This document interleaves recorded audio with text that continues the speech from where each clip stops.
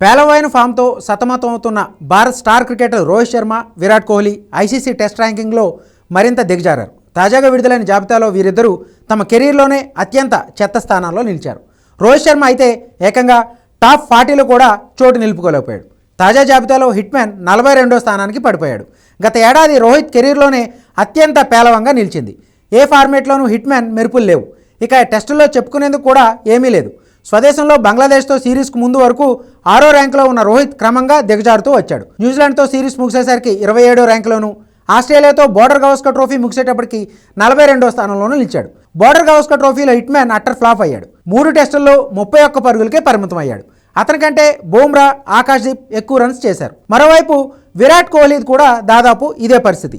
తాజా ర్యాంకింగ్స్లో 3 స్థానాలు దిగజారిన కోహ్లీ 27వ స్థానానికి పరిమితమయ్యాడు. న్యూజిలాండ్తో సొంత గడ్డపై జరిగిన సిరీస్లో అంతంత మాత్రంగానే రాణించిన కోహ్లీ ఆసీస్ పర్యటనలో 1 సెంచరీ మాత్రమే కొట్టాడు. మిగతా అన్ని మ్యాచ్ల్లో కోహ్లీ ఘోరంగా విఫలమయ్యాడు. కోహ్లీ టాప్ 20లో చోటు కోల్పోవడం దశాబ్ద కాలం తర్వాత ఇదే తొలిసారి. ఇదిలా ఉంటే టాప్ 10లో కేవలం 2 భారత ప్లేయర్స్ మాత్రమే చోటు దక్కించుకున్నారు. ఆసీస్ టోర్లో పర్వాలేదనిపించిన యశస్వి జైస్వాల్ 4వ ర్యాంకులో నిలిస్తే, సిడ్నీ టెస్ట్లో రాణించిన వికెట్ కీపర్ రిషబ్ పంత్ 9వ స్థానంలోకి చేరుకున్నాడు.